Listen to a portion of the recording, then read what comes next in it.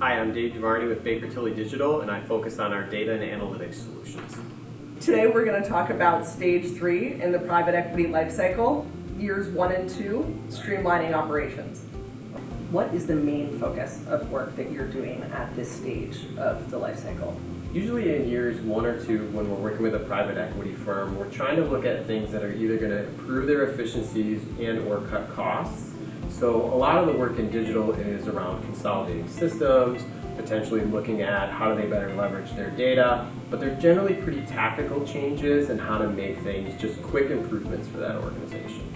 How willing are your clients to make those types of investments? Are they pretty receptive, or are they cherry picking service by service? It'll depend on how big the investment is. A lot of times when you talk about kind of larger core system changes, they might be nervous to do that. But if we can get down to a real clear value driver, a real clear ROI case, doing a smaller, more tactical project tends to work for them.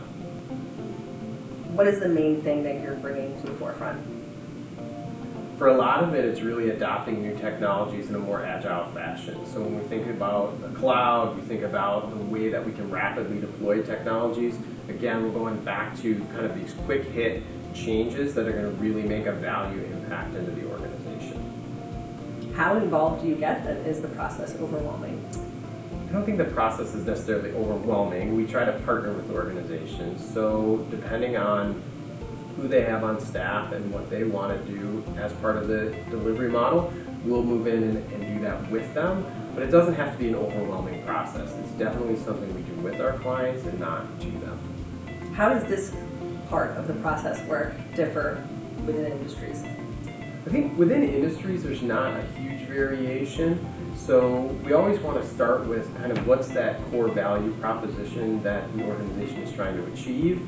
And we're going to do that through an ideation session most times. So what are your core issues? What's the evidence that they're happening? And then what's the value you get by solving them? And then we're going to move into those next early stages of developing prototypes and moving things along. Do you work with larger companies or smaller companies, or all over the board? It's all over the board. When we're doing smaller organizations, we're definitely looking at what are those kind of quick value changes? What can we enable them to do themselves?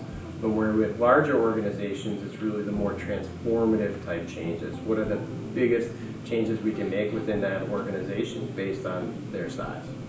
What do you think is the overall feeling when Baker Tilly Digital shows up in the company? I think sometimes people feel like it's overwhelming. Sometimes they look at all the different technology trends that are out there, all the things that they could possibly do.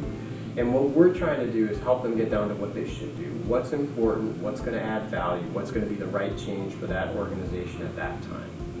How long are you in there? It could be anywhere from a couple of months to we could be partnering for a year or longer, depending on the type of transformation that we're moving through an organization. Does that depend on size or size of the company? Or It does. And we've had smaller organizations where we've been there. I have one where they're tiny and we've been there for 3 years now. And I have one that's large and we've been there for 4 or 5. So it just really depends on, do we continue to add value? Do they see value in the transformation we're making? And then we tend to kind of continue as long as they need our services. when the decisions are being made on if you're moving forward in what process, is it the portfolio company that's making the decision or the private equity firm? I think usually it's a portfolio company that's making the decision, but there's definitely kind of an influence coming from the PE firm itself. That makes sense. Yes.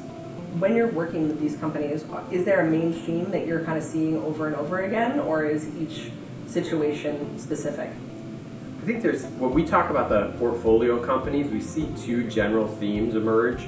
So one, from a PE perspective with portfolio companies, we see a lot of kind of consolidation of core systems for them. So they're maybe bringing through transformation where they want to get the different portfolio companies onto the same system. We see that very often. And then we also see people leveraging data and analytics quite a bit. They know that the tools are out there, data is much more available, and they really want to drive some insights from their analytics.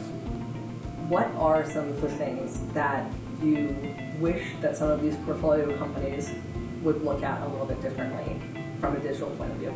I think for me, it's more the long-term investment in some of these tools and technologies. A lot of times organizations, they look at an initial upfront cost maybe they're afraid to change. Kind of when you look at a core system, you're really talking about the center of your business and all your business processes. If they would take that in a more serious vein to move it early, I think the long-term gains are there, because now you're not precluded from scaling or moving forward because your technology is old and antiquated. So just move earlier, don't be afraid to make the change and jump into those elements. Thank you for watching. Count on Baker Tilly to guide you through each step of your transaction lifecycle.